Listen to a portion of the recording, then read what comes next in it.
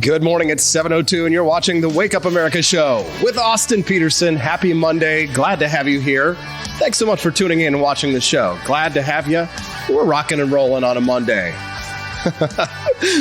So thankful to have our listeners here on the Wake Up America show. You can text us today at 573-319-1586. First up, do both left and right hate America? Once again, over the weekend, Bill Maher's latest rant takes aim at the biggest sacred cows in politics. Whether it's political correctness or patriotic correctness, both left and right seem to dislike what makes America truly great. I'll dissect it and react at the top of the show. And at 7:30 this morning, Trump's former chief economist at the White House, Vance Ginn, joins me again to discuss why the Federal Reserve is deliberately trying to make millions of people lose their jobs. You heard me right. The Federal Reserve wants to increase unemployment. I'll share it with you here in a few minutes. And also, I buy the dip, but it just keeps dipping. When will the pain in the stock markets end, if ever? And at 8 a.m., Tahmineh Dehbozorgi joins me to talk about the violent crackdown on protests for human rights in Iran. Can freedom-loving people of the Middle East make Iran Persia again? We'll discuss.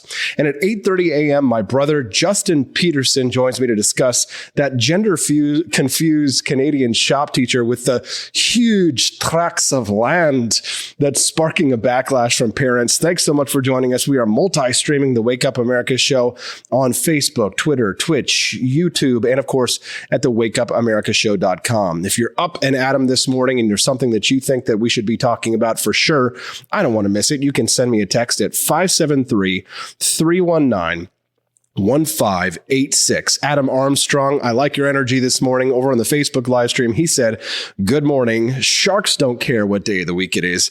They are up early, working hard to bite shit every day. Thank you. Chris Morrill over in the stream says both sides think the country sucks when the other side is running it. Good point. He says, what's weird about the current market is that bonds are biting the big one as well. Yeah, we are in a serious financial crisis at the moment in the world. It's a global crisis.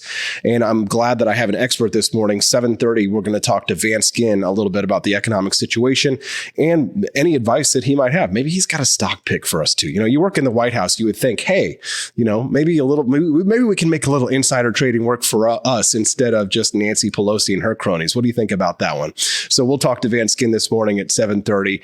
I've got this clip here from Bill Maher over the weekend. And once again, Bill Maher knocks it out of the park. Not everything that he said here was absolutely correct, but I'm excited to share this clip here with you of Bill Maher. Let's head over to Twitter Weirdness where I can pull up the clip and share with you this latest rant from Bill Maher's discussion where he asked the question whether or not you think, you can really love America and hate half the country. Take a listen. A new rule, you don't really love America if you hate half the people in it.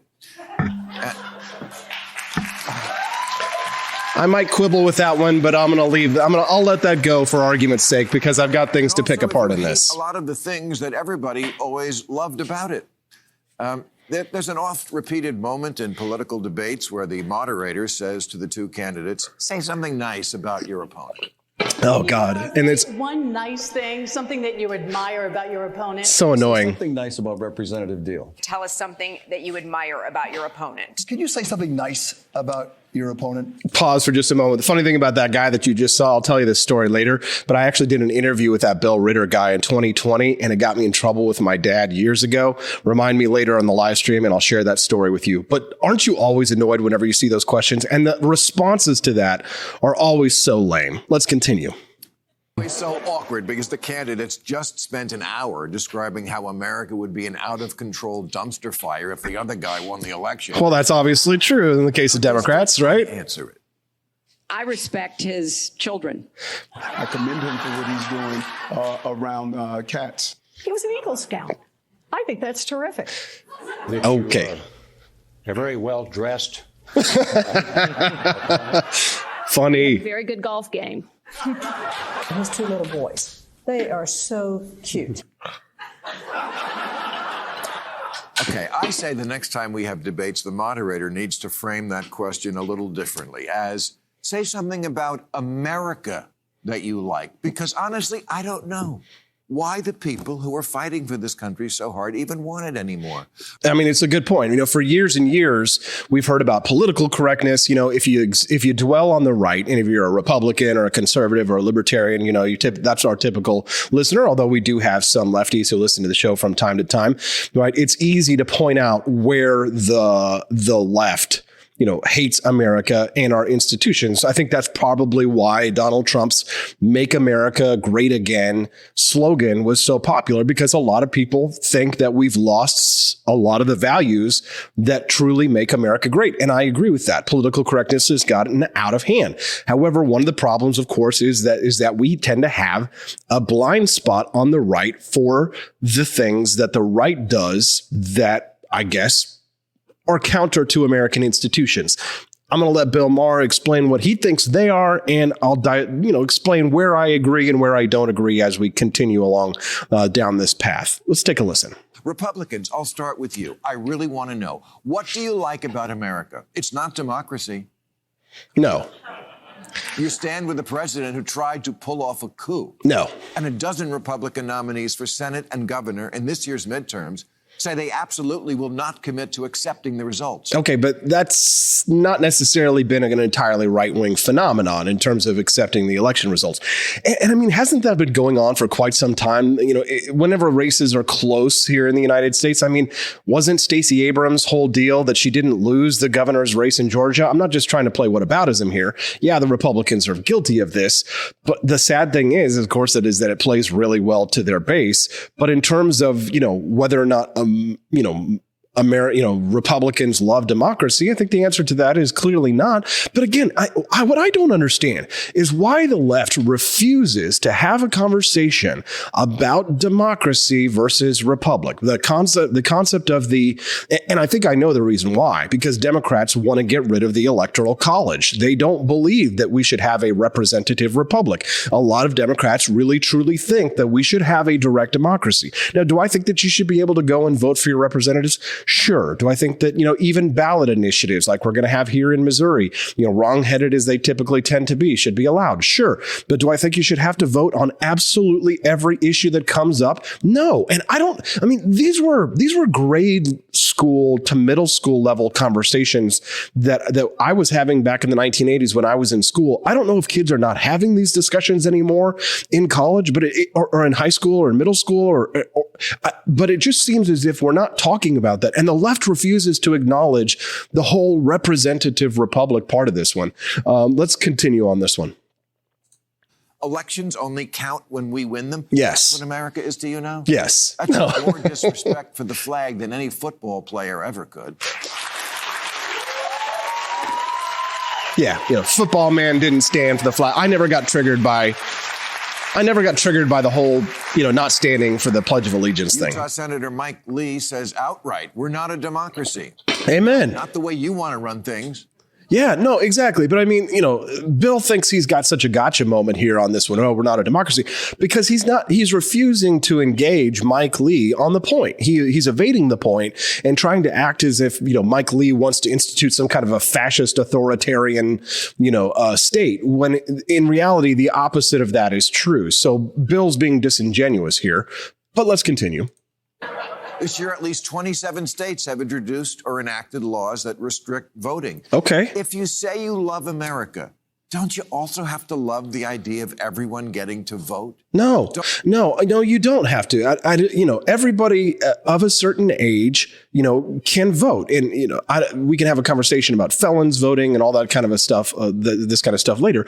But there have to be some kind of hurdles that you have to cross in order to institute force on your fellow man. Voting is force by other means, right? By going to the ballot box and voting for or against something or here or there, you are inherently saying, I wish to use force against my fellow American in order to institute this policy or this plan. That's what voting is. And that's why a lot of anarchists don't vote, because they refuse to initiate force against their fellow man or to participate in a system which they see immoral. And sometimes that's quite tempting to me to follow along with that, even though I don't. I do vote.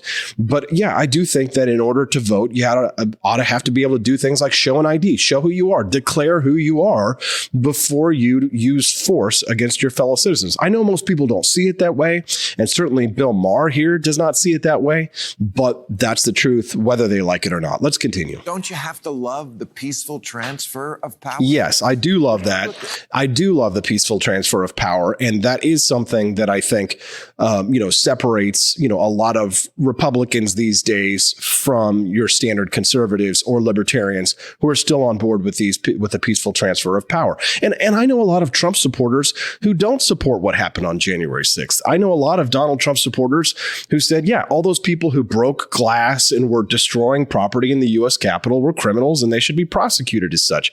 Let's continue on.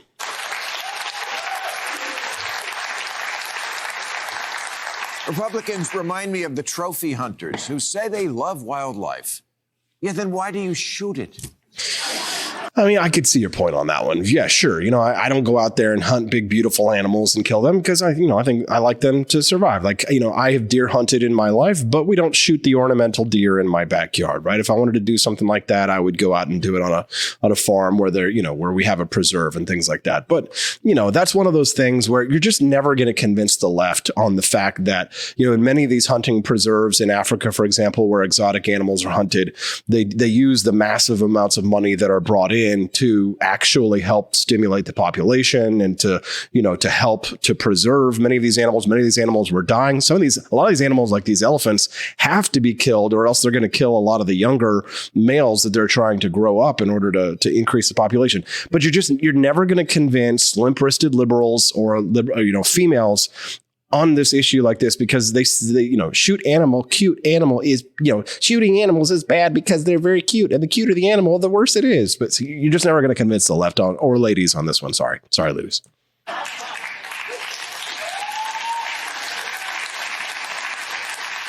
Yeah, boo. Ignorance. Hooray, ignorance. Lionize the officers who upheld it. Now, this I love. This is a big one. All right, let me pull it back here just a little bit on this one, because you're talking about law and order. This was where I really feel like the meat of the question is for the right. Lionize the officers who upheld it. But when rioters stormed the Citadel and symbol of America on January 6th, most Republicans took their side and not the side of the police. Yeah. Over 100 of whom were wounded. Fuck the police. That is the clarion call of the Republican. I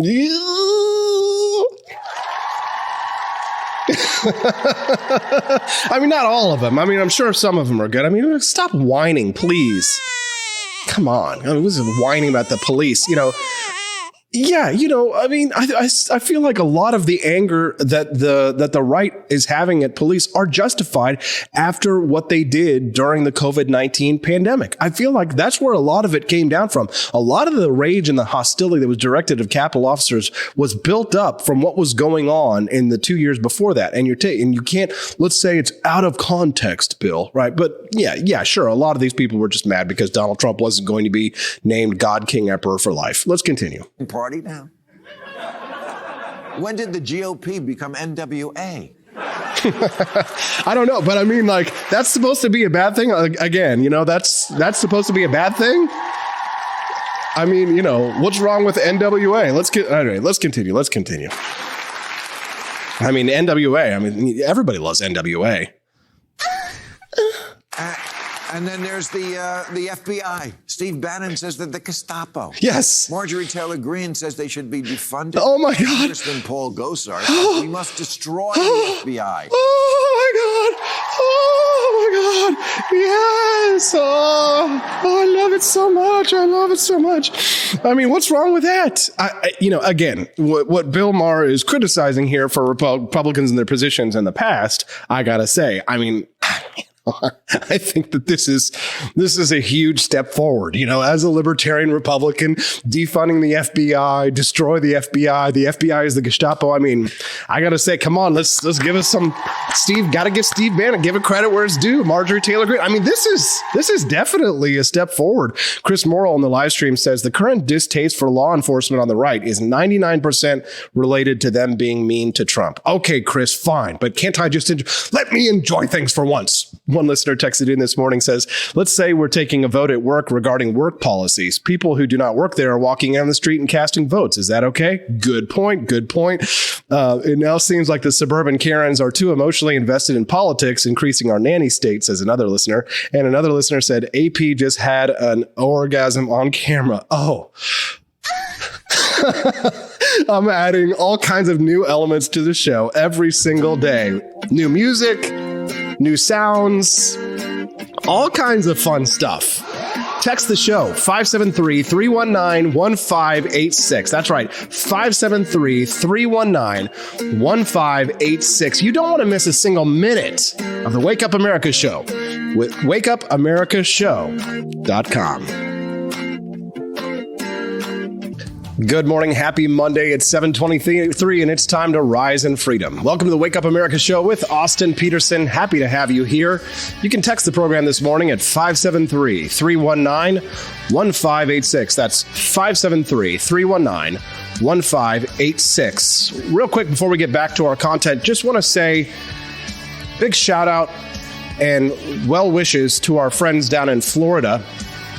This morning, we are tracking a hurricane headed north through, looks like the side of the Keys, all the way up through the middle of Florida, all the way possibly to Georgia. Our friend Tony Allegra this morning over the Facebook live stream is battening down the hatches, getting ready for the hurricane to move through. He's in St. Pete, and we do hope and wish for his safety and for the safety of him and his loved ones and all the people down in Florida who are in the path of the hurricane. If you're able to tune in to us this morning and you have any updates that you'd like to share to be able to help keep people safe, please do that. Send us a text this morning at 573-319-1586. One listener texted in this morning saying, goodbye, FCC. I imagine it's due to the fact that we can now do things like this. Do things like that and also play things like this. Oh my God, bro. Oh, hell no, man. What the fuck, man? Get your ass on, man. Get your goddamn ugly ass. Yes, goodbye, FCC, and good riddance. Our show is completely independent and supported only by listeners by you. Also, don't forget, real quick, before we get back into the content, that we are going to be giving away the big wooden sign today that says that freedom is natural, tyranny is man-made, with a picture of the AR-15 on there. It says, shall not be infringed. Now, how can you register to win this awesome wooden sign that you can hang up at your house, in your shop, or wherever you like? Well, there's two ways. One, you can become a supporter by registering at wakeupamericashow.com/support. So everybody who is a supporter, a supporting member of the Peterson's Patriots team and above is entered to win. And also people who are like Freedom Ninja levels and as well as Don't Tread on AP. So even if you're a $5 a month supporter, which I'm super grateful for, then you are entered to win. But if you can't afford to be a monthly supporter, no problem. You can get a free entry into this just by giving us your email. All you have to do is go to AP4Liberty Shop. That's AP4Liberty Shop. .com. And then at the very top, you'll see the picture of me and Doug holding the sign. And underneath, you just have to give your email address. All right. So let's get back to the content here and continue on with this epic rant by Bill Maher, where he's talking about why left and right both hate America. Let's take a listen. What? The FBI is not American now? Amen. Yes, correct. FBI agents are so square, they yell "for" when they ejaculate. So square. I mean, how can you... this just shows a complete ignorance as to the history of the FBI. The FBI has been corrupt since its foundation. I mean, does he forget J. Edgar Hoover? Does he... Martin Luther King? You know, the way that they spied on political activists here in the United States? I mean, the FBI has been corrupt to its core, again, all the way back to its foundation. So seeing people like Marjorie Taylor Greene and Rep. Paul Gosar and Steve Bannon say things like this, it warms the cockles of my cold, cruel libertarian heart. Let's continue. I mean, come on. Who loves the FBI? The left loves the FBI because they use it against their political opponents. Am I right? They think matching windbreakers are cool. They're flag pins. What a joke. Flag pins. I mean, it's a joke, obviously. Obviously, these are jokes, but he's not, again, he's sidestepping the point there. And I think the part is, honestly, I think the reason Bill Maher is doing stuff like this and saying some of these things is just because he's getting attacked from the left so much these days because he's gone off the reservation. He's wandered off the plan to the Democratic plantation so far that he's got to make these kinds of points, but he's got to know that that's not true. He's not ignorant of the history of the FBI. Come on, let's continue.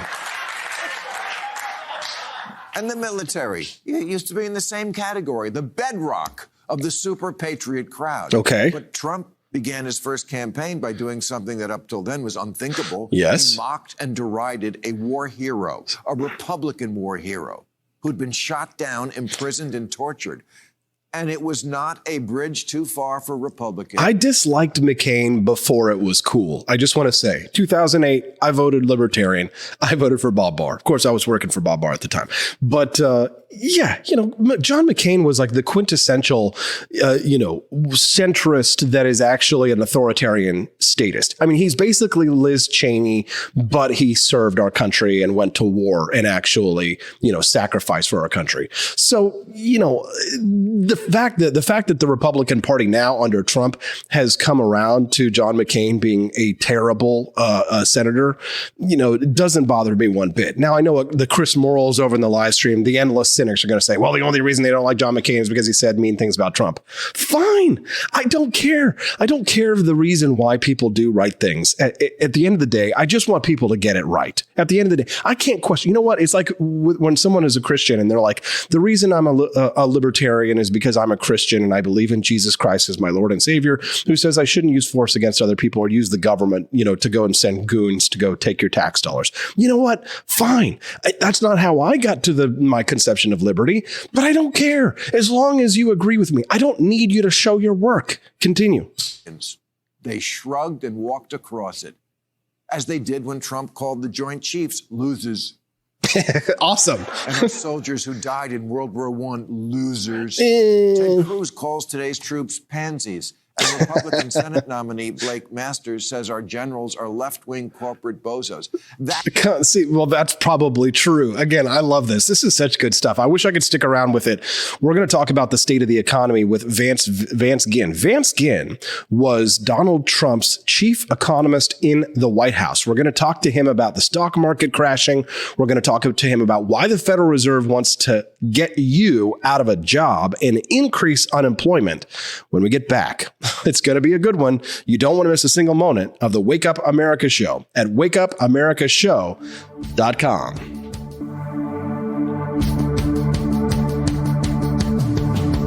Good morning. It's 7:34. You're watching the Wake Up America Show with Austin Petersen. It's time to rise in freedom. Thanks so much for joining us. You can text in at 573-319-1586. That's 573-319-1586. My next guest is the former top economist at the White House during the Trump administration. He's going to join us to talk about the stock market crashing. I keep buying the dip, but it just keeps dipping. Joining us now to discuss is Vance Ginn on the line. Good morning, Vance. Thanks for joining us.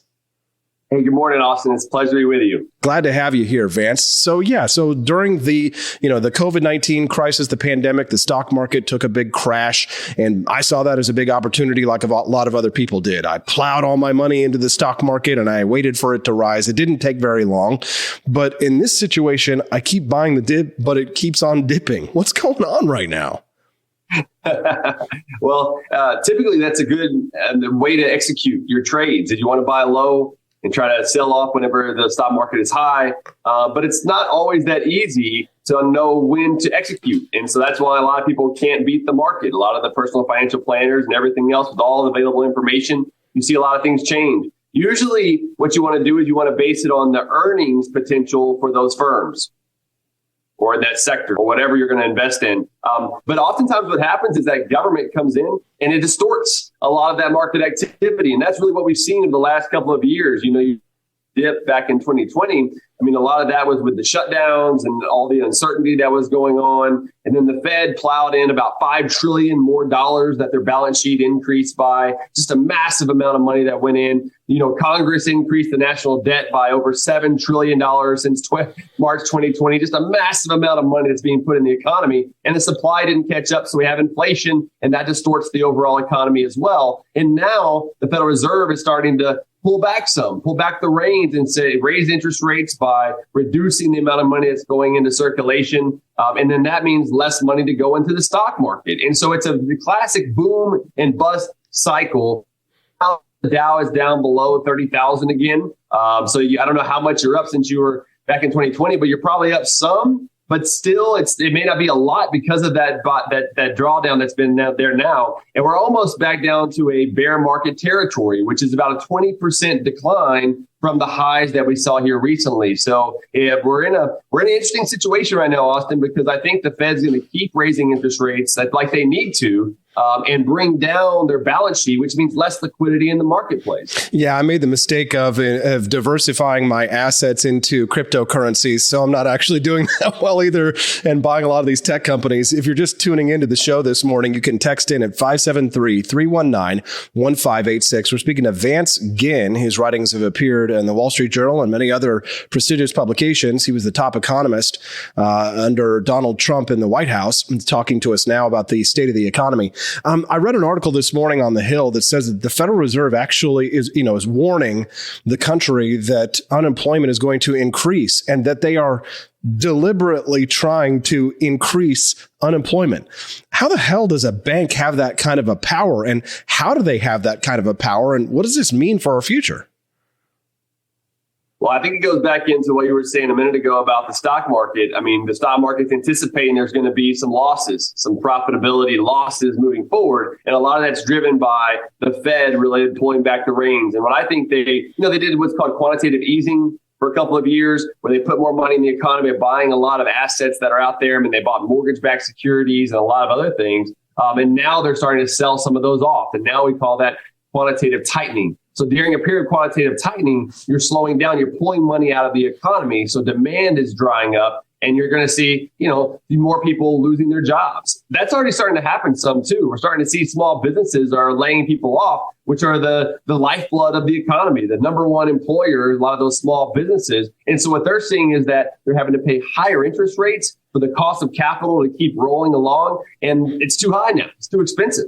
So they're, starting to cut hours. They're starting to cut number of workers. And so when you start cutting workers, well, of course, the unemployment rate, unemployment divided by the labor force, you're going to start to see the unemployment rate go up. And so it's not maybe what they want to do, but it is a consequence of their bad policies over the last couple of years into this situation of a cycle where you're going to have higher unemployment rate because of less economic activity. I mean, even the Fed is saying they're only going to have 0.2% growth of real economic output 22. I mean, this is very anemic, stagnant growth, which is essentially a recession if that's the type of growth we're going to have the entire year. If you're just tuning in, we're speaking to Vance Ginn about the state of the economy. You can text the show at 573-319-1586. One listener texted in this morning and asked, this is a big question, Vance. I don't know how you're going to answer this one. Vance, how do we get the government out of the market? How do we get out of the market? How do we get the government out of the market? Yes. How do you get government out of the market? That is a great question, and it's one that we need to do as simply as possible, as quickly as possible. I think a big part of that longer term is I believe we need to end the Fed. I mean, the Fed has so much manipulation throughout the entire economy that we've really got to make sure that we end the Fed. I would also like to see, as we get to that point, is to based policy. So we stop having all this discretion and manipulation of the marketplace, at least make it, Milton Friedman, one of my favorite economists, said that the money growth should grow by a rule. Just have something that says, here's how much the money should grow by. But I think ultimately at the end of the day, we need to get back to something that's not a fiat currency, something that's a hard backed, like a gold standard, maybe even a buy like a gold and silver like we had during the 19th century. Something that's going to be much more you can expect what's going to happen in the future compared to this manipulation that's going on by the Fed right now. And so I'd say ultimately we got to end the Fed. Okay, pause here for just a moment, guys. Can we just bask in that delightful phrase and just knowing who you are and who you worked for and what you've done in the past? I mean, it just, when a lot of libertarians give me hell for voting for Donald Trump in 2020, knowing that you were there, that you were affecting policy, I have to say, Vance, it just makes me feel so much better for my vote. And you know, can I ask you a political question, Vance? Do you think your former boss runs again? Well, I don't know. There's a lot of talk about that now. I know that there's a lot of discussion going down in Florida, and there's some beefing up of that and trying to see what the best situation is going to be. So I think there's a good chance, but I think there's a lot of other good opportunities for people too, right? That are more limited.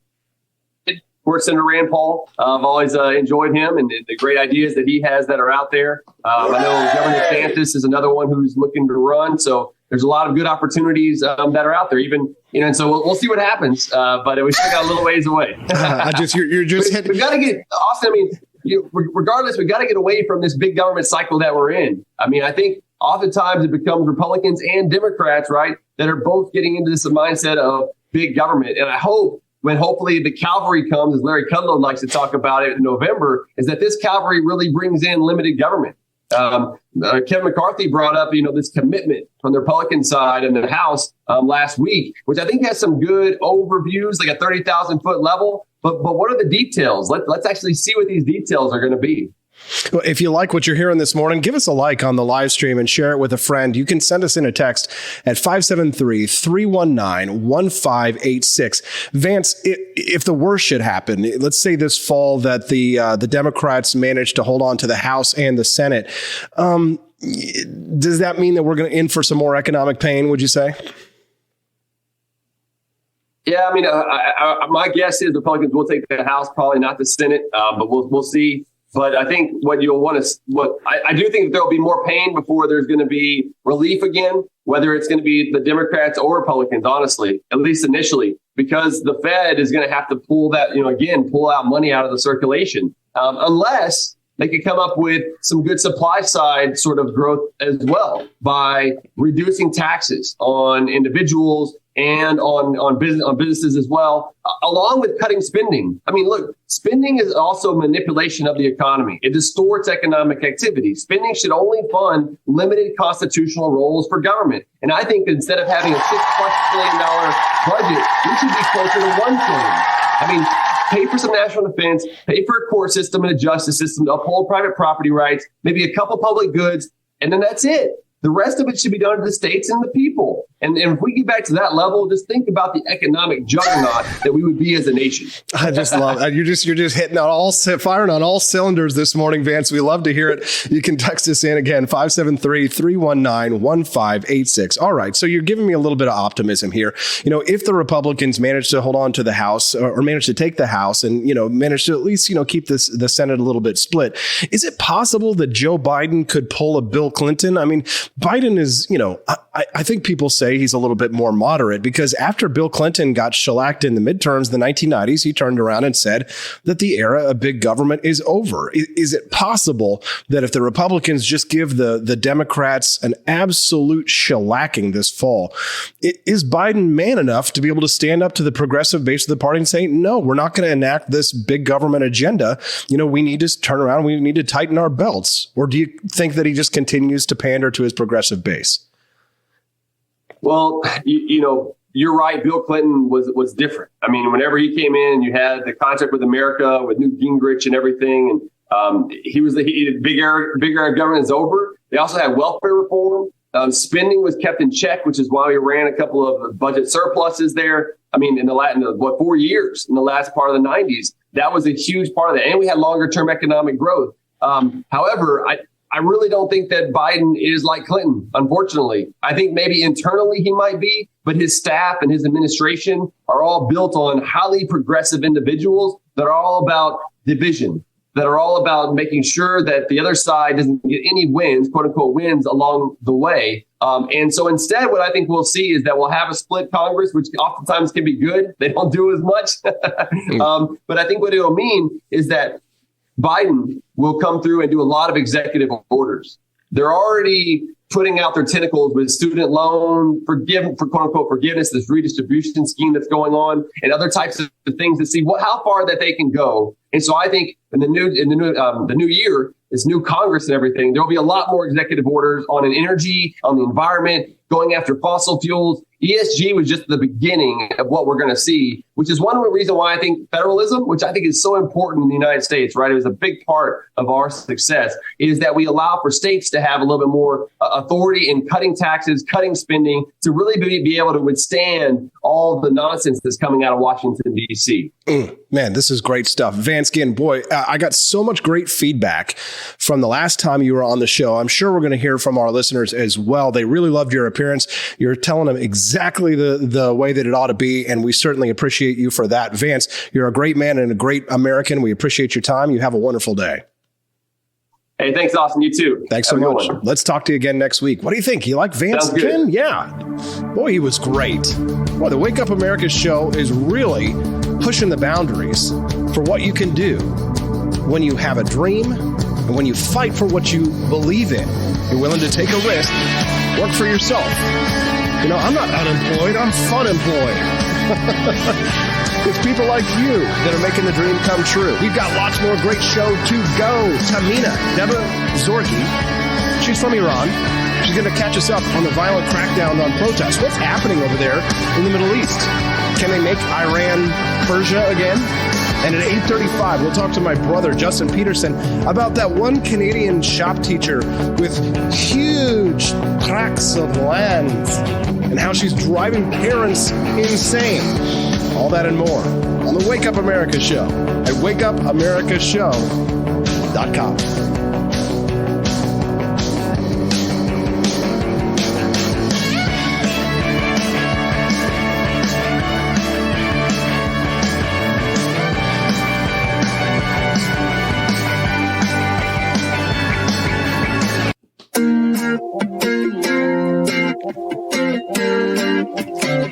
Good morning. It's 7:53. It is time to rise in freedom. Welcome to the Wake Up America show with Austin Petersen. It's me, AP. What do you think of Vance Ginn? Isn't he awesome? I mean, how cool is that? You got to watch the Wake Up America show so you don't miss all of our awesome guests and topics, like Tahmineh Dehbozorgi. She's going to be joining us here in just a few minutes to talk about the situation in Iran. And then my brother, Justin Petersen, at 8:35 to talk about that Canadian shop teacher with the gigantic, well, what do you call him? It's going to be a great show, and you don't want to miss a single minute. Real quick, though, I want to let you know that the AP for Liberty shop is open. We just I saw my buddy Mark headed over to AP for Liberty shop this morning and got himself a new t-shirt. We've got a Halloween collection that I think you're really going to like. Let me switch over there so you can take a look. Check this out. So we just sold one of these shirts. Due to inflation, this is my Halloween costume. Now, I know a lot of you are getting older and you're like, I don't want to dress up for Halloween, but you still got to wear something. So if you want to make a splash on Halloween, not spend a whole bunch of money and still be able to kind of like, you know, quote unquote, dress up for Halloween, then these great libertarian t-shirts are for you. Just head over to apforlibertyshop.com. You'll see the Halloween collection if you scroll down on your feed. This shirt, we just sold this one. Due to inflation, this is my Halloween costume, although this is just kind of my favorite. This one that just says government in scary letters. And you could just go around the party and be like, I'm here to help, right? But not only do we have like cool Liberty t-shirts, things like this, where it looks like you've got like a couple of guns, sun's out, guns out, right? Perfect for a party. But we've also got for our Trump fans, Make Halloween Great Again with an orange pumpkin on there. And this is weird. So Stephanie called this out yesterday, this Skull Queen cameo necklace. So I actually put this on the shop before Queen Elizabeth died, and it's just kind of weird timing, but I don't know. I did the Skull Queen cameo. I thought was kind of interesting. American Horror Story. And then, you know, a random SpongeBob SquarePants for your dog. You can also, this is hilarious, ride Donald Trump, on the, it's like just a ride on shoulders, President Donald Trump pants costume. If zombies chase us, I'm tripping you, nothing personal shirt. And if you have a cat like Chris Morrill does, Chris, I really think you need to get your cat one of these sombreros for your hat. So yeah. And of course, a Wampa for all the Star Wars fans. Turn your dog into a Wampa from Star Wars. Really good prices. Head over to apforlibertyshop.com and check that out this morning. Let's continue on with that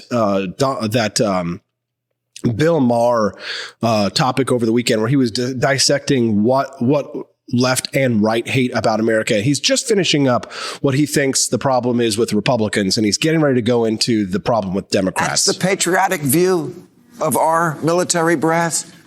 Maybe that's why Trump said he wished they acted more like the Nazi generals we fought in World War II.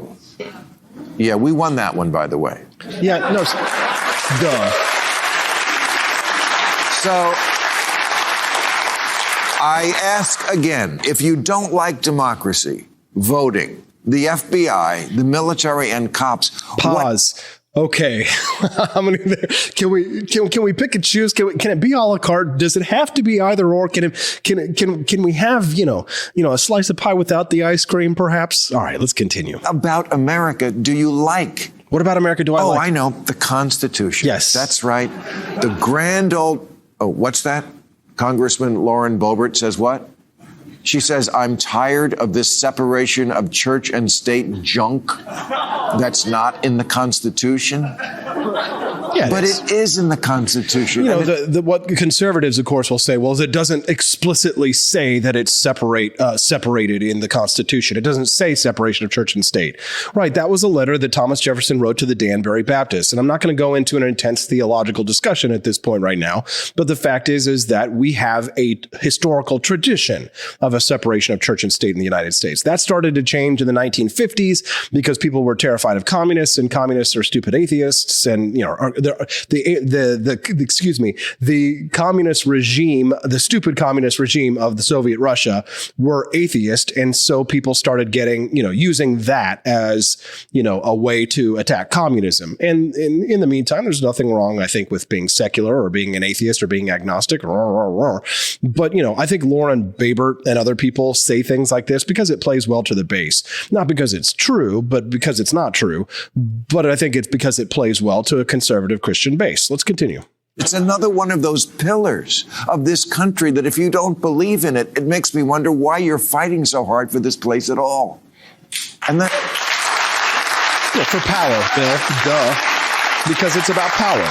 And that is what's so odd about this time that we're living in. For all the talk about fighting for the soul of America, nobody seems to like it very much. Yeah, well. Too many liberals give the impression that to them, America's just a big, ugh. Yeah. The red, white, and ew. A country that started out bad and will always be bad. What? Founded on an unrelenting history of sucking and unable to change. But we have changed. Agreed. A lot. Yes. Democrat Cori Bush tweeted, "This land is stolen land and black people still aren't free." And this was on the 4th of July. On the 4th of July. Not that I give a shit about the 4th of July. I've never been a rah-rah guy. But I am a perspective guy. Well, wait a minute here, Bill. You're talking about what makes America great. The 4th of July, that's literally America. So if you don't like it, if you don't hate what makes America great, Bill. Anyways, continue on. Cori Bush obviously sucks. And that's what too much of the left has lost. Perspective. 72% of black people under 30 are optimistic about their future in America. They should be. Way more than white people the same age. I wonder why. And as far as the land goes, yes, I guess we could change the name of Captain America to Captain Stolen Land. Well,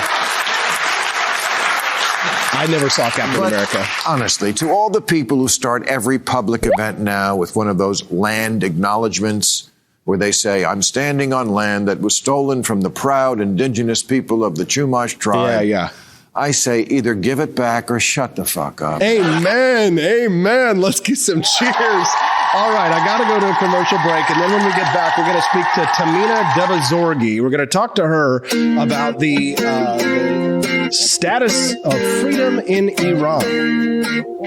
violent crackdowns on protests for human freedom. We're going to talk about that when we get back on the Wake Up America Show at wakeupamerica.show.com.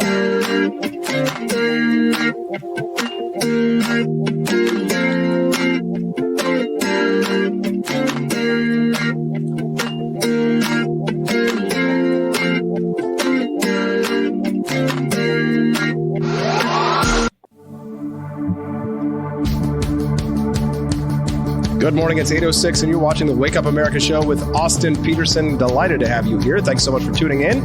You can text the show at 573-319-1586. Since 1979, Iran has been a dystopia. After 40 years of tyrannical rule, the Iranian Gen Z population is leading the fight against the Islamic Republic regime. The person who wrote those words, Tahmineh Dehbozorgi, is joining me on the line right now. Good morning, Tahmineh, and thank you for joining us on the show. Good morning, Austin. Thank you so much for having me. So these protests were spurred by an event where a woman, Mahsa Amini, she was 22 years old, was murdered by the regime's morality piece last week. And now the entire country has sparked massive nationwide protests. Do you want to catch us up on what exactly spurred on the murder of Miss Amini? And what are these morality police all about? What do they do? Every time I discuss the morality police, everyone thinks I'm kidding. Morality police is something real. In the US, we call them the Sharia police and things like that. In Iran, there is a compulsory hijab rule, meaning that women are forced to cover their hair. And throughout years, since 1979, the Islamic Republic has created this police force that their job is to technically harass women. And the excuse is that, you're wearing improper hijab. And usually it's not really about that. It's usually just harassing women in the street as they're going about their business every day. It's just a tool of oppression. She was 22 years old, which is pretty much my age. And she was visiting Tehran with her family. They were on a vacation and the morality police harasses her and they want to take her to the van. At first, she was resisting, saying, "Why are you taking me?" And she was not uncovered. She was abiding just fine. But, eventually they took her by force and told her family that your daughter will be released in a few hours after we give her the talk. And just later that day, they give her a call and tell her, your daughter is brain dead in the hospital. And the medical records show that she was beaten to death. And the Iranian TV and all the news channels have been denying that claim, saying that she had a heart attack or things like that. Well, all of it has proven to be false based on the medical records that have been leaked. And this has created so much unhappiness, and people are just very upset about this because this is not the first time this is happening and won't be the last time. And she just was an innocent bystander that is killed by this dystopian regime. And from what I'm hearing, she was complying with the regulations of wearing the hijab, but they say that she had just a little bit of hair that was showing. This was her primary offense for which she was murdered. Again, this is yes, pretty much that. And as I said, this is not there's no logic behind this. It's not that they really go after people who are not complying. They go after random women by different excuses. The morality police is just a tool to create fear and oppress women. And this is just an extremely horrible incident that happened, and the government did it by purpose. They beat her to death, and it's just unacceptable. And the people will not stand for that, especially Gen Z. Our generation will no longer allow this government to kill us for their ideology. Amen. Hell yeah. If you're just tuning into the show, send us a text 573-319-1586. If you have a question for Tahmineh, send us a text again 573-319-1586. I'm seeing videos, Tahmineh, that are coming out of Iran of people in the streets demonstrating an incredible brutality by the police cracking down on protesters. Now, this, when I see these things, it's devastating, but my heart soars because I think, freedom-loving people around the country, around the world would love to see Iran return to its roots, which was, decidedly more liberal than they are right now. On a side note, it's very funny, when I speak to a conservative audience, which I mostly do, I tell them I want Iran to become more liberal. I think, they would agree with me on that one, but the United States, not so much. But, is there an opportunity here, Tahmineh, or, is there a chance that Iran could, overthrow its government, overthrow Sharia law and restore something back to what it was before the Iranian Revolution? Is the will there? Is the firepower there? I mean, do Iranian people have guns?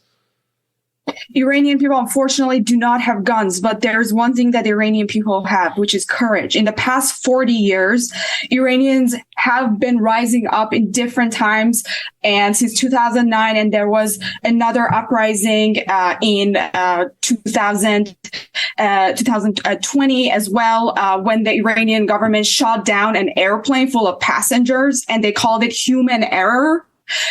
So this is not a new thing. We've been going against the government in the past 40 years because this government doesn't have the consent of people. No one agrees with them, especially the younger generation will no longer tolerate it. What is different about this protest and this uprising, again, I no longer want to call it a protest, this is an uprising, is that people who are at the front lines are Gen Z population. They're young people or people my age, my friends. They're going out there. They're fighting because we no longer want this government to tell us what to do and how we should live our lives, taking away all of our opportunities, telling the girls that you do not have the opportunity to pursue what you want. Iranian people have been under severe economic hardships because of government's failed policies in the past 40 years. And the police is killing these protesters and individuals that are out there peacefully they were peacefully protesting. Police opened fire at them. Hadith Najafi, a 20-year-old girl, she was an Instagram influencer. She was out there fighting and the police shot her 3 times. And this is just unacceptable. A 20-year-old girl, she's so beautiful. She just got killed by the police. I mean, if this happened in the United States, I'm sure it would be more peaceful. Police wouldn't kill the protesters, especially if they're peaceful. They're going out there raising their voice saying we're unhappy with the situation. But no, they're not standing for it. They still want to oppress people. They're killing women on the street right now to tell them, oh, we did not kill that girl. If you're just tuning in, we're speaking to Tahmineh Dehbozorgi. You can text the show at 573-319-1586. Tahmineh, one of our listeners texted in this morning and asked a good question. How does this protest compare to the Arab Spring? Well, the Arab Spring, I would say the Islamic Republic is a much worse government than the governments that were overthrown during the Arab Spring. And the difference is that, the Arab Spring in like Tunisia, in Egypt, a lot of them started from the capital city of those countries. This protest started from smaller cities across Iran, especially in Kurdistan, which has always been in the minority. And it just spread everywhere like wildfire. And it was somehow shocking to watch this happen. Like Arab Spring was more of a trend going on inside the region. This just happened as a result of this one incident. It was like the straw that broke the camel's back. There was a real murder that happened, and it also is led by young people. However, there are normal people fighting during the Arab Spring. There are all these groups. They wanted power. They wanted to overthrow the government. They wanted to have it for themselves. And we saw as a result, a lot of those countries ended up being as authoritarian as they were in the past. But this is different. This is fight for liberty. This is not for fighting for another group or another ideology. So that's the difference, in my opinion, from the Arab Spring. But the similarity is that, the extent is very large. It's going everywhere. It's like wildfire spreading across the country. And we're seeing that moms and dads, the previous generation that has always been silent and they have abided, they're also coming out because they're seeing their sons and daughters are going out there with bravery and they're getting killed. They're like, well, I'm not going to sit at home in peace and watch kids go and get killed. I got to go fight too, because they also had their fair share of problems.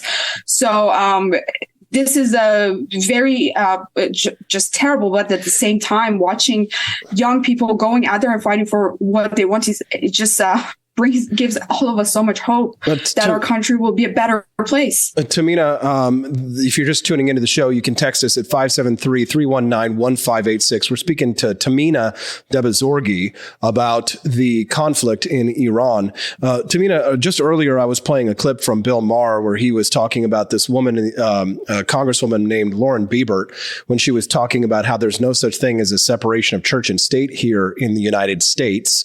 But I think that Iran is probably a perfect example of why church and state do need to be separated. Is one of the primary issues here the fact that the majority of people there in Iran are still so brainwashed by this radical form of Islam that they are willing to submit to this kind of a leadership? Is the problem that Iran does not have a separation of church and state? I can tell you that the majority of Iranian people do not agree with at least the version of Islam that the government is practicing, because I can tell you this is not at all what the real ideology should look like. And people do not agree with it. And I agree with you that the separation of church and state is very important, especially if you want to have a free society where both religion and secularism can thrive at the same time. Iran is a very diverse country. People have different religions. Not everyone is a Shia Muslim. There are Sunnis, there are Jewish people, there are Christians. And now they have to abide by the rules of a government, a theocratic government that doesn't even represent their values. So at the same time, there are a lot of people in the past that were faithful. They wanted to practice their religion in peace, and they didn't really care what other people do. Now those people are also suffering as a result of this, because even if you wanted to be a faithful person, you can no longer do that without somehow being affiliated with the government, because they have hijacked everything. So it's not good for people who are conservative and religious, and it's not good for people who do not believe in this faith or do not want to practice it. It's just a lose-lose situation for both sides. Tahmineh, sorry to cut you off, but I'm running out of time here. And this is not just to score political points necessarily, but I mean, don't you think that the Iranian people would be far better off if they had been allowed private gun ownership over time? Is one of the primary problems with being able to protect your freedom the fact that the Iranian people have not been able to defend themselves with violence and with guns if necessary? Absolutely. I believe that gun rights are human rights and women's rights. And one of the first things that the Islamic Republic did is to take the guns away from the population, especially from the minority groups. And I was speaking to one of my professors who is a Second Amendment specialist at George Washington University Law School. And I told him that if my country had guns, none of this would have happened. We would still be free, and we would not be fighting for our lives in front of an armed government standing unarmed and watching our young people getting killed. Tahmineh, is there anything else that you think that our listeners should know before we let you go? Absolutely. Although many of us might think that we're far away, we live across the pond and there's nothing we can do about this situation.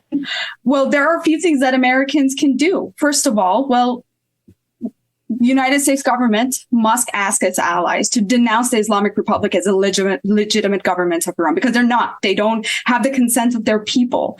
And our allies should close Islamic Republic's embassies in their country. We don't have an Iranian embassy in the U.S., but our allies do. So the United States government should tell them to close their embassy and just deport all their diplomats, because they do not represent the Iranian people.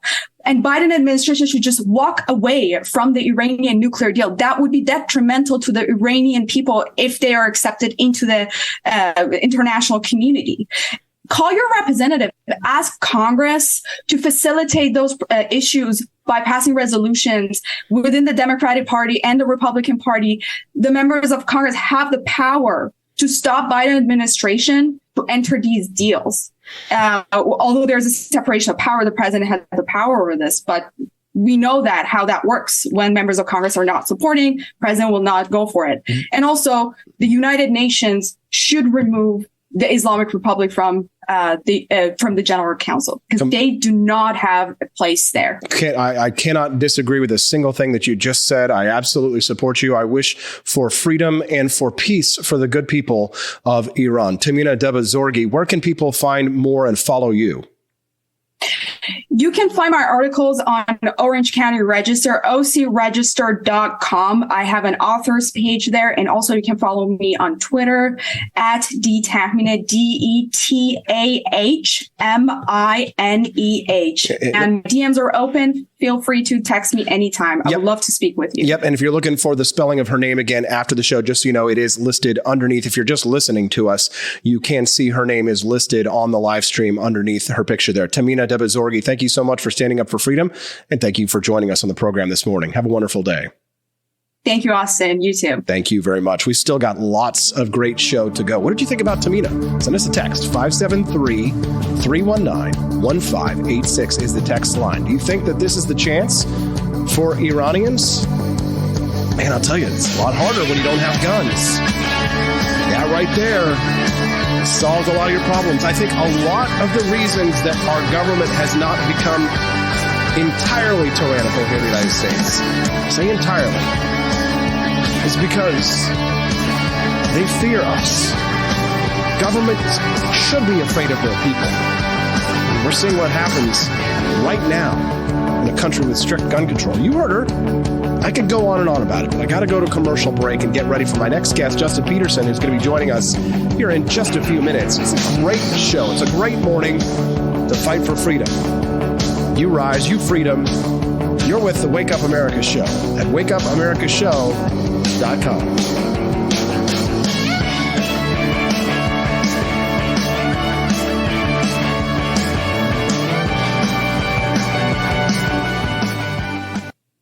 Good morning. It's 8:26, and you're watching the Wake Up America Show with Austin Petersen. Boy, we've had a great show so far. Don't you think so? Vance Ginn earlier, Trump's chief economist in the White House, talking about the stock market and the Federal Reserve wanting to increase unemployment. And then we talked to Tahmineh Dehbozorgi about the violence in Iran. It makes you glad that despite all the problems that we have here in the United States, aren't you glad you live here? If you live here. If you're watching us from overseas, well, maybe you should move to the United States. Well, you know, you can think about it. Send us a text at 573-319-1586. Again, you can text the show at 573-319-1586. Our commenters over on the live stream are having a good time. It looks like my multi-stream chat is actually working this morning. If you're watching this show versus listening to it later, sorry to all of our podcast listeners. Then you can see the live chat is up on the screen. And since we're multi-streaming, we've got YouTube comments, Twitch, Facebook, and everybody all pushed together there so we can see what everybody's saying. And it looks like it's finally working. Nice. We got the live chat. Like I said, I'm adding elements to the show every single day. I add some new sound effects, some new music, and I'm also looking for new guests as well. If you have a guest suggestion for this show, someone that you think would make a good guest for the Wake Up America Show, someone that you would like to see on here, send me a text with their name and contact, if you don't mind, at 573-319-1586. Also, I wanted to remind you that at the end of this week, we're going to be giving away the wooden sign that's here behind my head. The Wake Up America Show has a giveaway, and if you are a monthly supporter of the show, then you are automatically entered. If you can't afford to support us monthly or you're just not ready yet, totally understand. You can get a free entry by heading over to ap4libertyshop.com and giving us your email over there. And you're going to get emails from me whenever we got a new product in the shop and things like that. So in order to get a free entry, all you have to do is head over to ap4libertyshop.com this morning, and you're going to get a free entry for the awesome big wooden sign. And, after that conversation with Tahmineh Dehbozorgi, don't you think that the Second Amendment is more necessary than ever? Yeah. Tyranny is man-made, freedom is natural, and shall not be infringed. I tell you, having those kinds of conversations just reminds me of why it is so important for us to protect and preserve and defend the Second Amendment right. One of the things that Bill Maher didn't say in his rant that we were talking about earlier, and I'm going to try and play a little bit more of it after my interview with Justin, is he didn't, when he was talking about things that the left, hates about our American traditions, he was talking about what the Republicans hated about American traditions as well. But he didn't say the Second Amendment. He didn't talk about how the left, if the left doesn't love our Second Amendment rights, maybe they should go to hell or get out, right? You know, that was another, I think, a bridge too far for Bill Maher to cross. Anyways, I got to go to a commercial break. And when we get back, we're going to talk to my brother, Justin, about that Canadian shop teacher with huge tracts of land. Yes, all that and more on the Wake Up America Show at wakeupAmericaShow.com.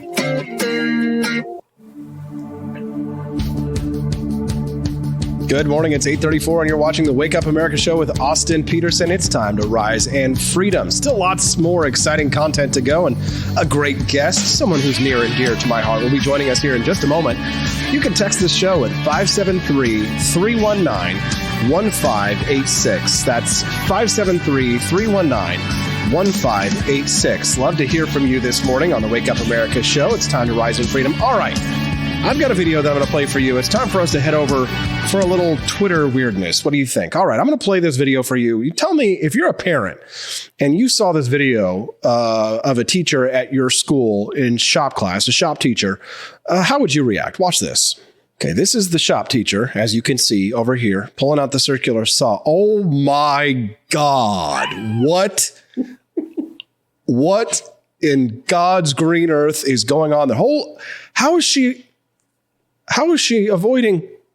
Oh my God, what on earth is this? Well, it's a Canadian shop teacher with gigantic, huge, massive, well, I don't know if I can say it without getting demonetized or shut down on social media. Maybe I'll just let my brother say it. My brother, Justin Petersen, joining us now to discuss on the line. Good morning, Justin. Thank you so much for joining us.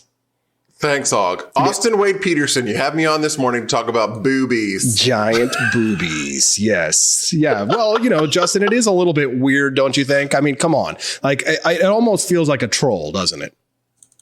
Well, I mean, that's what I think everybody, when they first saw it, that's what we all thought. I mean, everybody was like, this can't be real. I mean, this has now gone into the absurd, right? Where it's like, okay, this is silly. This is very silly.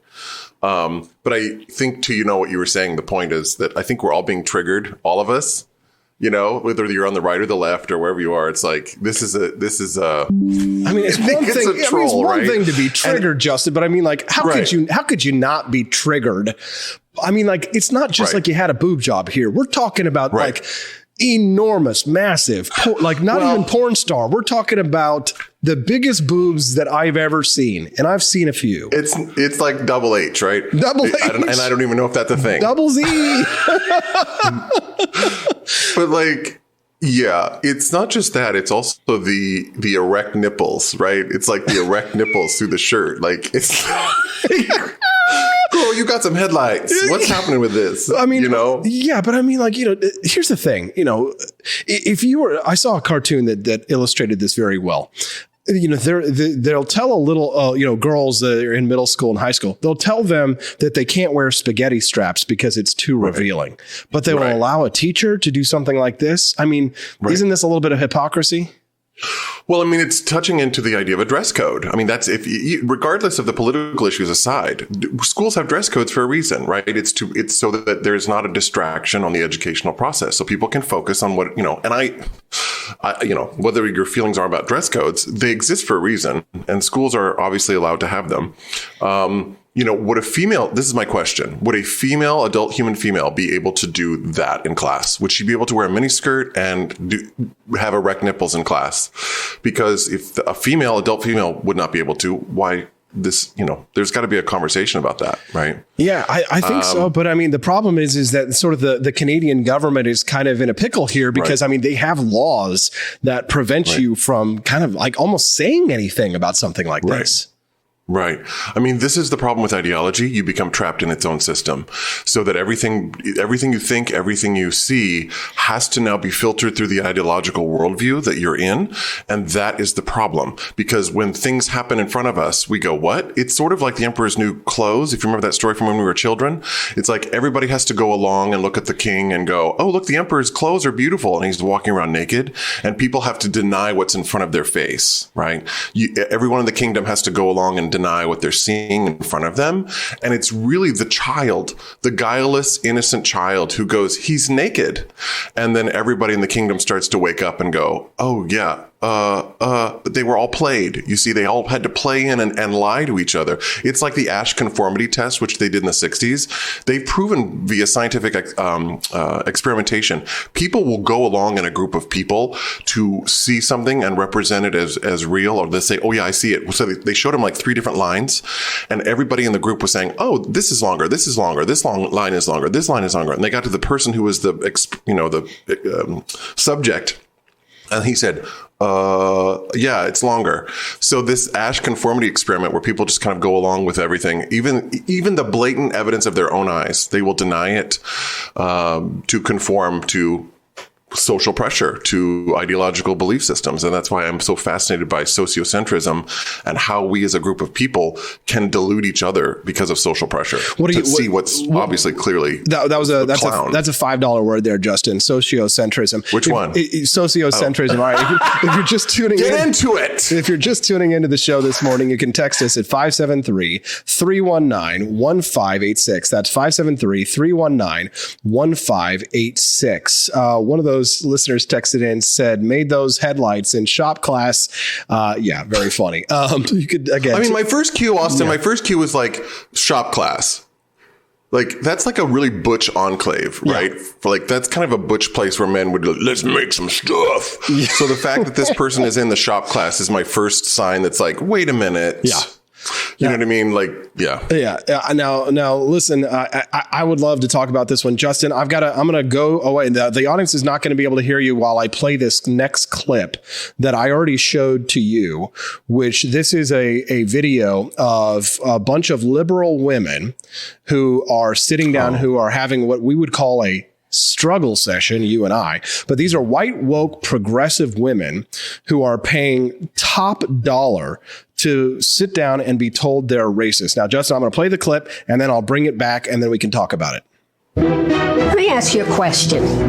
How many of you would trade places with a black person in this society? How many of you would trade places with a black person in society? I don't know the answer to that. Well, it's yes or no. How many of you would do it? I know I would. I mean, I dated a Hispanic, very dark. No, I'm not talking about Hispanic. The question is, but I was going to have children. So I spent many years thinking of myself of having very dark-skinned children. The question is, how many of you would be willing to trade places? How many of you would trade places with a black person? Look at their faces. I think I would.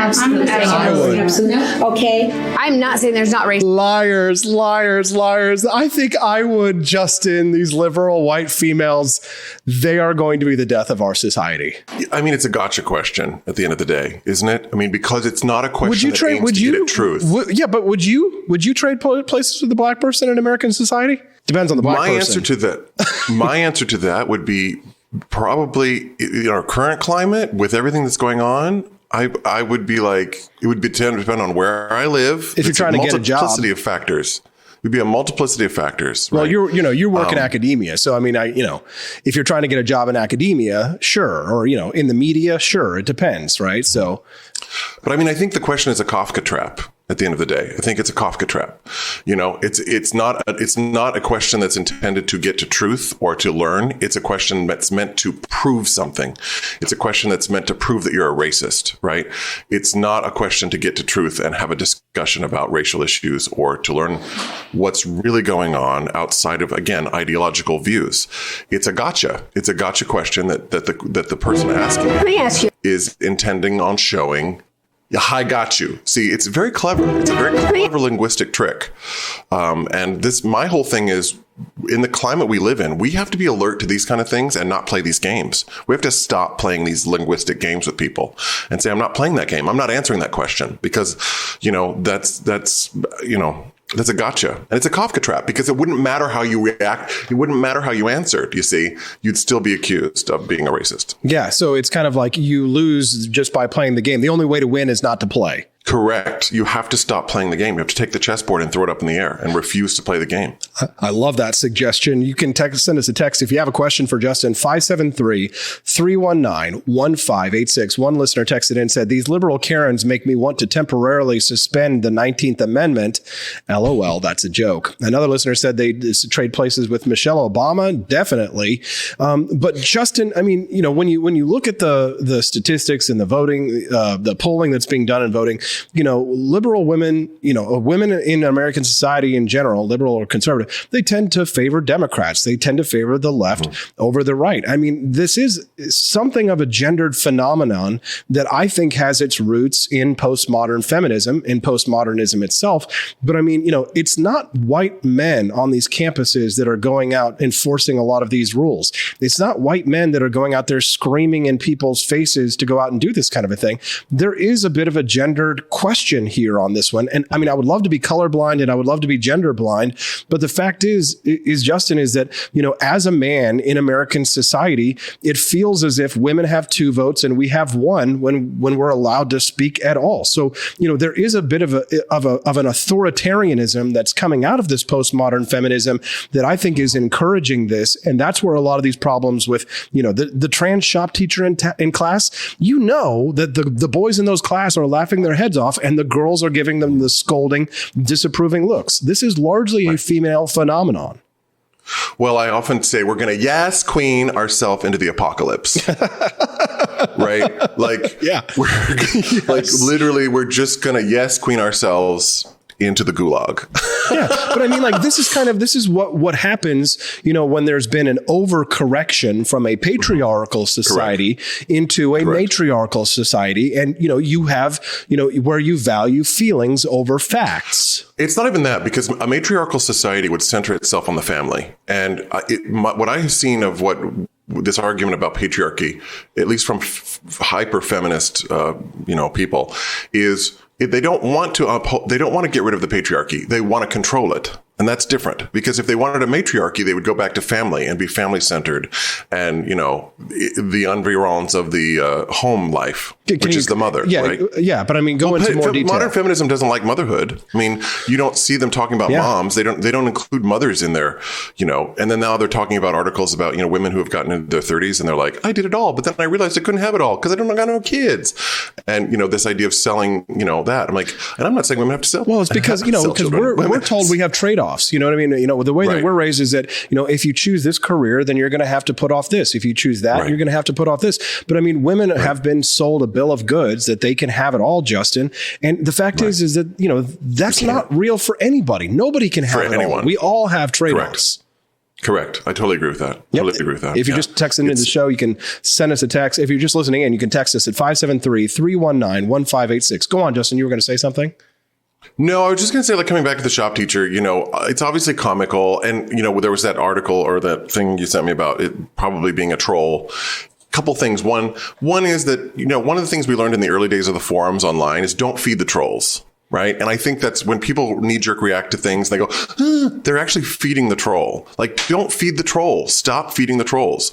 And the second thing is that stuff like this that we're seeing with this teacher, it's actually bad for trans people at the end of the day, because what it does is it makes a mockery of them as human beings, and it literally destroys their dignity as human beings. And if there's anything that I've seen in the world that's happening in the past several years, is that these minority groups are being used as cannon fodder for political ideologies. And, gay people, lesbians, trans people, they're all being held up to like push political stuff, regardless of whether or not they go along with it. So, things like this are bad for trans people, and they're also bad for women. So that's my sort of take on the whole situation. It's bad for trans people who want to live their lives with dignity and respect and freedom and liberty in the United States of America. That's a really great point, Justin. And I promise you, that's the kind of point of view that you are not going to hear on any other show. You can't get that kind of a POV from any of your typical left or right, conservative or liberal talk show that you're going to watch today. You can only get that kind of point of view here on the Wake Up America show. Justin, have you been enjoying the show so far? It's been exciting. Oh, yeah, it was great this morning. I really got into it. I loved your guest. I love the Iranian lady, Tahmineh. Tahmineh, fantastic stuff. It's been a really great few weeks since we got kicked off. And Justin, we've been happy to have you as a regular guest. We're definitely going to have you on every week. So thanks so much for coming on. Thanks. And I love your live stream thing that's working out. It's looking good. Yeah, it's all starting to come together. Justin, you're my brother and I love you very much. Have a great day. Love you too. You too. Let's give Justin a big round of applause. What do you say? Huh? How about a big cheer? In the chat.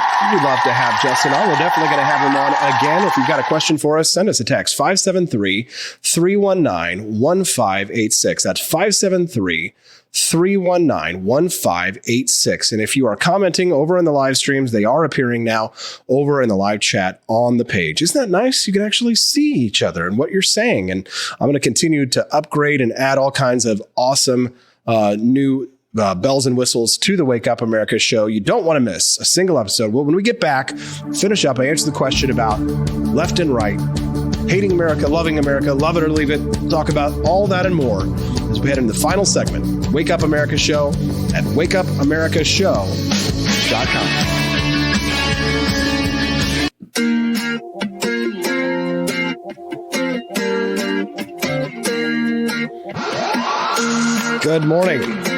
It's 8:55. Rise and freedom. Happy Monday. Thanks for watching the Wake Up America show with Austin Petersen.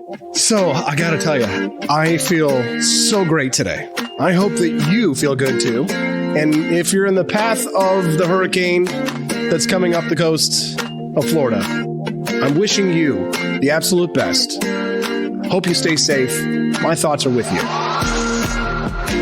Putting this show together has been one of the biggest challenges I've ever taken on in my entire life. Everything is finally starting to go smoothly. Knock on wood. I hope that it continues. And I'm sure it will, with the support of viewers like you. Every day we keep adding more content to the show, different types of music, sound effects, and all kinds of exciting things. I hope that you're enjoying it. My friend Tony Allegra over there this morning says, thank you all. I'll be safe. Best of luck to you, Tony. We're a family. We're a community of people who support each other because we all believe in freedom. The people who listen to the Wake Up America show are a very special audience. Many of you are my friends in real life. Many of you are people that I would love to sit down and have a beer with or have a cup of coffee with and make friends with, if not. I'm really thankful to all of our listeners who are supporting the show just by listening, even if you're not a monthly supporter or what have you. Just by tuning into the show this morning, you're helping the show grow and the community build. And if you are a monthly supporter, like so many are, like Tony Allegra and Camellia Petersen and so many people who are making monthly donations, I just want to let you know how grateful I am. So thank you very much for being supporters of the show. Just a quick reminder before we sign off today that we are going to be doing the giveaway for the wooden sign behind me at the end of this week. So if you want to get a chance to sign up, boom, try not to hit the mic, Austin. If you want to get a chance to win the wooden sign that's behind me, make sure that you are either a monthly supporter. Everybody who's a monthly supporter, like Petersen's Patriots, are automatically entered to win. But if you're not a monthly pledger, no problem. You can get a free entry by heading to ap4libertyshop.com, dropping your email there, and we will pull a winner at random to give away at the end of this week. So what did you think? Everything worked smooth. Look at that. The internet even worked fast. You don't know. I spent all weekend getting that internet fixed so that you would have a good show today. I'll tell you what. Thank you so much for watching the Wake Up America show at wakeupAmericaShow.com. We will see you tomorrow. It's going to be another bright and freedom day. Have a good one. Thanks so very much. Don't forget to share the stream on your timeline. Share it with a friend, one friend, and I'll be super grateful. We'll see you tomorrow on the Wake Up America show at wakeupAmericaShow.com.